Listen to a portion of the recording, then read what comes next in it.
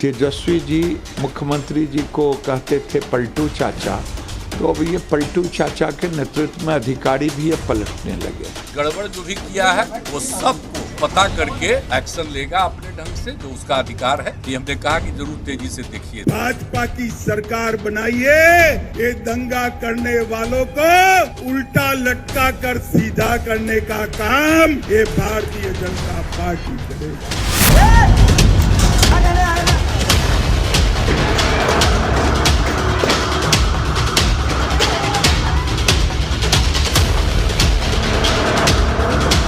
प्रधानमंत्री का जितना जान का कीमत है उतना आम इंसान का जान का भी कीमत है। हम अपने राज्य में मतलब दंगा फसाद को फैलने नहीं देंगे।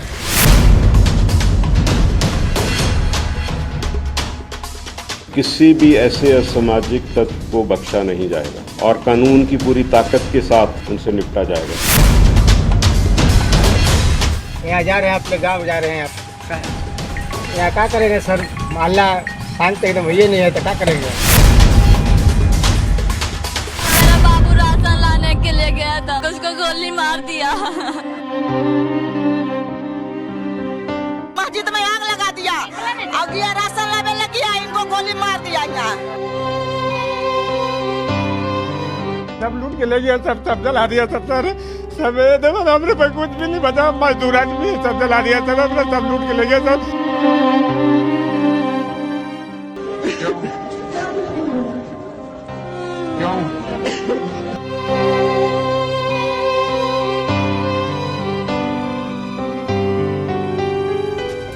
आश्वस्त करते हैं कि पूरे तौर पर एक एक चीज के लिए सरकार अलर्ट है और सारे अधिकारियों को उसमें लगाया गया है।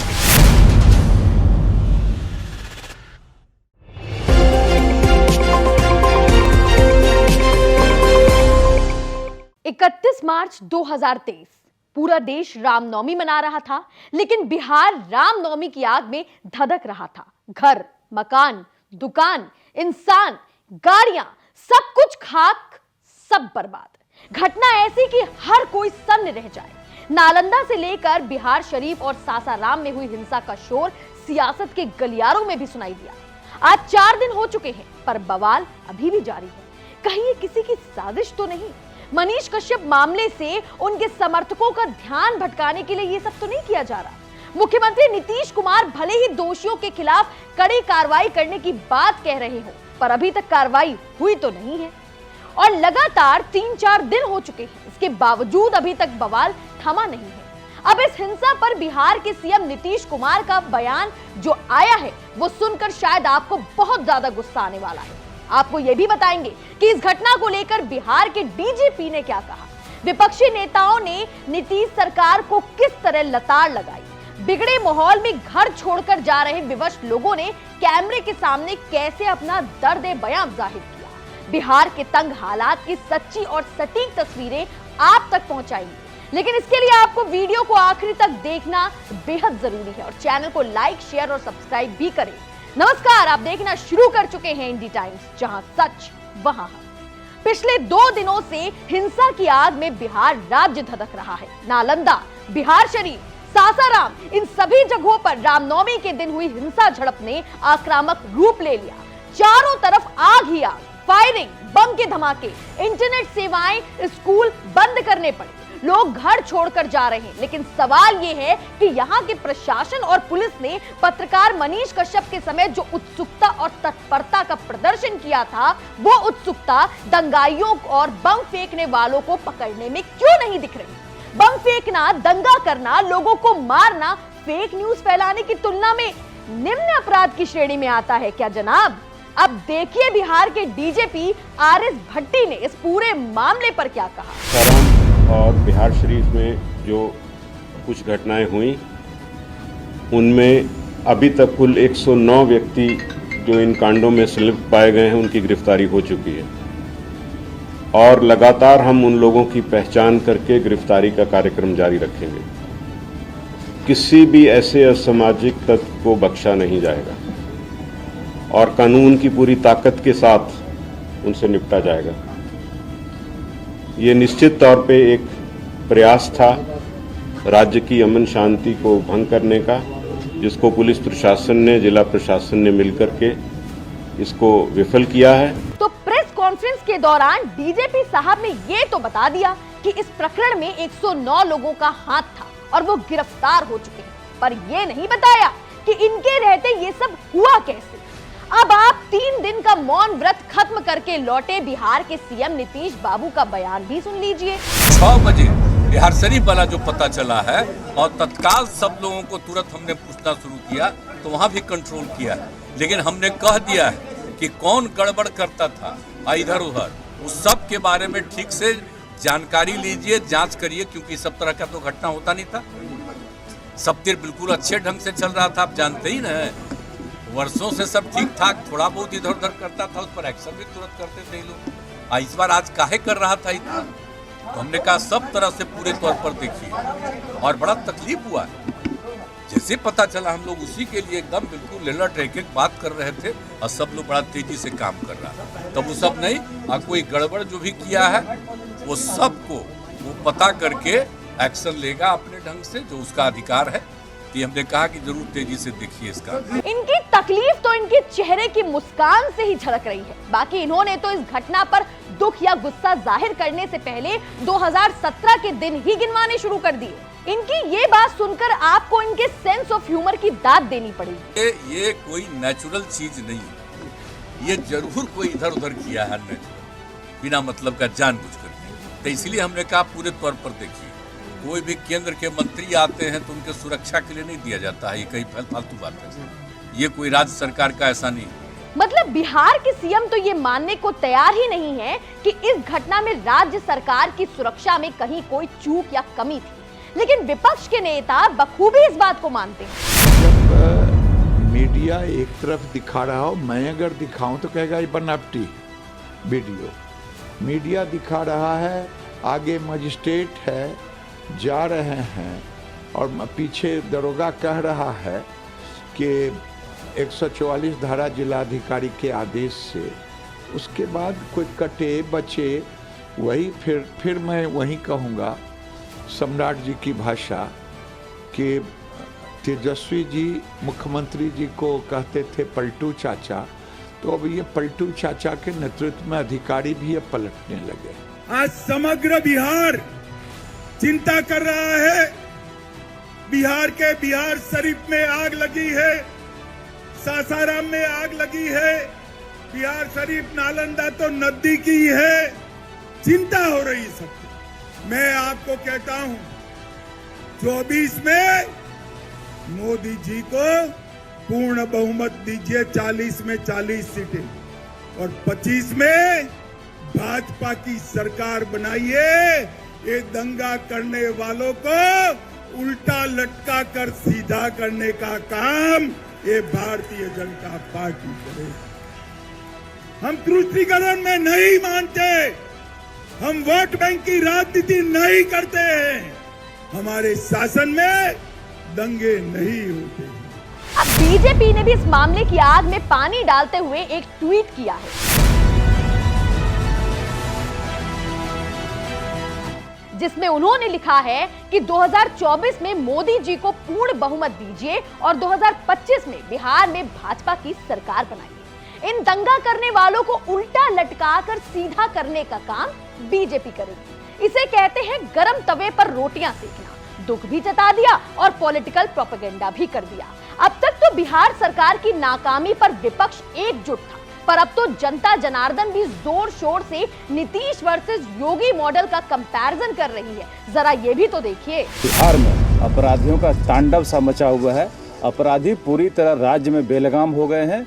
जहां उनकी मर्जी होती है जिस भी तरह की घटना करने की, उस तरह की घटनाएं हो रही है।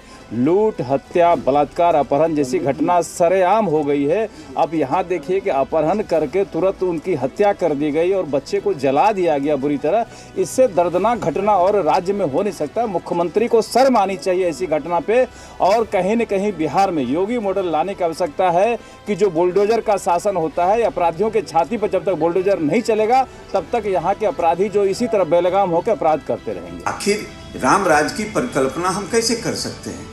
इसलिए जो मॉडल योगी मॉडल है यूपी में, वही मॉडल पूरी तरह से बिहार में भी लागू होना चाहिए। देखिए, बिहार में योगी के बुलडोजर मॉडल की मांग केवल नीरज बबलू जी नहीं, प्रत्येक शांति प्रिय एवं विकास प्रिय बिहारियों की है। बिहार में अपराध में बेतहाशा वृद्धि हुई है। प्रत्येक दिन बड़ी बड़ी घटनाएं हो रही हैं। अपराधियों के मनोबल इतने ऊंचे हो गए हैं कि थानों पर चढ़कर पुलिस को पीटती हैं, पुलिस की गाड़ियां जला दी जाती हैं, पुलिस को पीटा जाता है, पुलिस की हत्याएं की जाती है। यूपी वाले मॉडल की बात बीजेपी के नेता कर रहे हैं। देश में चर्चा है बिहार मॉडल की, नीतीश तेजस्वी की सरकार की। इसमें रोजगार मॉडल की बात हो रही है। यह नौजवानों के हाथों में कलम देने की बात हो रही है, किताब देने की बात हो रही है। और ये जो लोग यूपी मॉडल की बात कर रहे हैं, वो क्या चाहते हैं? उन्माद, फसाद और बुलडोजर मॉडल नहीं चलेगा। बिहार में तो नीतीश मॉडल ही चलेगा। और बिहार क्या, पूरे देश में नीतीश मॉडल चलेगा। नीतीश मॉडल के न्याय के साथ विकास के कई लोक कल्याणकारी योजनाओं को केंद्र सरकार ने रीनेम करके, रीपैकेजिंग करके चलाया है। तो नीतीश मॉडल ऑफ डेवलपमेंट पूरे विश्व में एक नज़ीर बन रहा है। और यहाँ बुलडोजर नहीं, यहाँ विकास से काम होगा। देखिए, बिहार को ऐसा कोई मॉडल नहीं चाहिए जिसमें कल को एक हिस्ट्री सीटर राज्य का मुख्यमंत्री बन जाए और पहला काम ये करे कि अपने ऊपर दर्ज सारे मुकदमे हटवा ले। यही है योगी मॉडल। बात समझ लीजिए, उस आदमी पर हत्या की नियत से गोली चलवाने, बम फेंकवाने, दंगे करवाने जैसे कई आरोप थे। मुख्यमंत्री बनते सबसे पहले अपने मुकदमे हटवा लिए। तो बिहार को कोई हिस्ट्री सीटर सीएम नहीं चाहिए, कोई योगी मॉडल की जरूरत नहीं। चाहे राज हो या राज चला जाए, पर हम इस पर कोई समझौता करने वाले नहीं हैं। ये शब्द थे बिहार राज्य के पूर्व मुख्यमंत्री लालू यादव के। मौजूदा उप मुख्यमंत्री तेजस्वी यादव इन्हीं के बेटे हैं। इन्हें अपने पिता से राजनीति तो विरासत में मिल गई, पर लगता है राज मिलने की खुशी में नीति नहीं सीख पाए तेजस्वी। हमने अपने शासन के अपने तरफ से पूरा उनकी सुरक्षा का भी व्यवस्था किया, लेकिन दूसरे तरफ हमारे सामने सवाल है, अगर एक नेता और एक प्रधानमंत्री का जितना जान का कीमत है, उतना आम इंसान का जान का भी कीमत है। हम अपने राज्य में मतलब दंगा फसाद को फैलने नहीं देंगे। जहां फैलाने का नाम लिया और जहां बवेला खड़ा करने का नाम लिया, तो फिर हमारे साथ चाहे राज रहे या राज चला जाए, हम इस पर कोई समझौता करने वाले नहीं। ये लालू यादव की बहुत पुरानी क्लिप है जिसमें वो राज्य की जनता को संबोधित कर रहे थे। काबिले यकीन तो नहीं होता, लेकिन रामनवमी पर हुए बवाल के बाद पुलिस की तैनाती और धारा 144 लगने के बाद भी दंगाई कैसे कोहराम मचाते दिख रहे हैं, ये इन तस्वीरों पर साफ तौर पर दिख रहा है। आखिर बिहार शरीफ में किसके इशारे पर बवाल हुआ और सासाराम में किसने बम चलाए?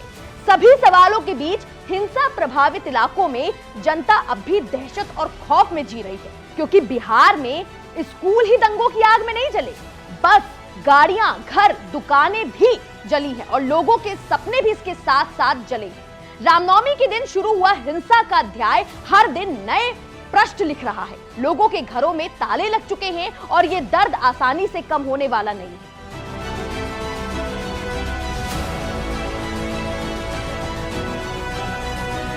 पुलिस की कड़ी सुरक्षा और पुख्ता इंतजाम के दावों के बावजूद सासाराम और नालंदा में हालात काबू में क्यों नहीं है? शहर शहर मचे बवाल के बाद बिहार के मुख्यमंत्री नीतीश कुमार को अब जाकर अपनी जिम्मेदारी याद आई, जो कैमरे के सामने दोषियों को सजा देने की बात करते दिखे।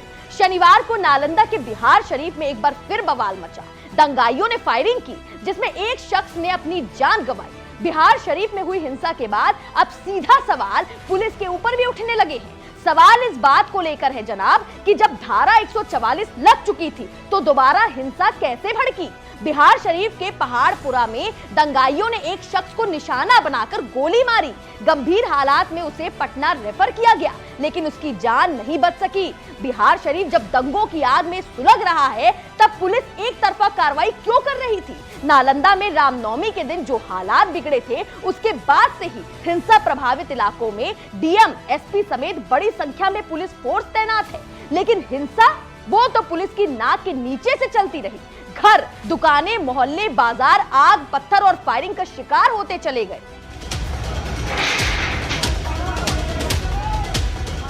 इन सभी इलाकों में अभी भी तनाव बना हुआ है। लोग गुस्से में हैं, प्रशासन पर सवाल उठ रहे हैं। एक तो हिंसा की वजह से लोग अपने घरों से बाहर निकलने में डर रहे हैं और जो बाहर निकलने की हिम्मत भी दिखा रहे हैं वो अपना सामान बांध चुके हैं और घर पर ताला मारकर शहर और राज्य छोड़ने को मजबूर हो चुके हैं। तो उसमें मतलब पूरा तरह से खुल ही गया था, बस थोड़ा बहुत बचा था।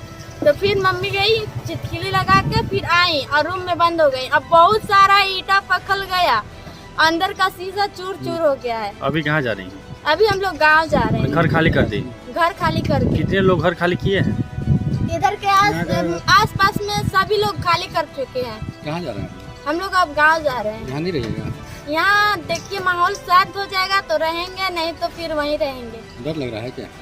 डर का बात नहीं है, कब क्या कर देगा। वो भी ऐसा घर है का पता नहीं, आकर अंदर घुस जाएगा सब और मार भी देगा जान उन, तो हम लोग क्या करेंगे। इधर बिहार पुलिस लोगों को शांत कराने के लिए सोशल मीडिया पर एक्टिव होते हुए ट्वीट कर माहौल जमा रही है, लेकिन सच क्या है ये सबको पता है। उन्हें समझ ही नहीं आ रहा कि इन सभी दंगाइयों पर कार्रवाई कैसे करनी चाहिए, उन्हें क्या कदम उठाने चाहिए, यह सब उन्हें बिल्कुल समझ ही नहीं आ रहा। बिहार के नालंदा में अभी तक 80 लोग गिरफ्तार हो चुके हैं। पुलिस प्रशासन तरह तरह के दावे करने में लगी हुई है। लोग दहशत में हैं। प्रशासन कुछ समझ नहीं पा रही है कि करे तो करे क्या, क्योंकि असली चुनौती तो इस डर को दूर करने की है। दहशत और खौफ के बीच कई इलाकों में सड़कों पर कोई नहीं दिख रहा, दूर दूर तक सन्नाटा है। अगर कोई दिख रहा है तो वो है प्रशासन और वहां की पुलिस, जो इलाके में लगातार गश्त लगा रही है।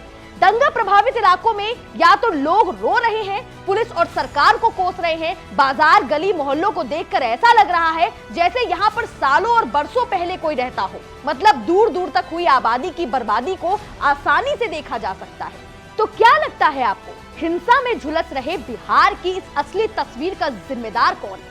फटाफट फोन उठाइए, देर मत कीजिए और हमें कमेंट करके अपनी राय रखिए। आपकी आवाज बुलंद करने का काम हम करेंगे, क्योंकि इंडी टाइम्स हमेशा सच का परिहार रहा है। और आज 7:45 पर हमारी सहयोगी अमृता आपको मनीष कश्यप केस से जुड़े चौंकाने वाली रिपोर्ट दिखाने वाली है। तो बेल नोटिफिकेशन को जरूर दबा के रखिए, चैनल को सब्सक्राइब करिए, ताकि जैसे ही वो रिपोर्ट आए उसकी नोटिफिकेशन तुरंत आपके फोन में आवाज करे। जहां सच वहां हम। देखते रहें इंडी टाइम्स।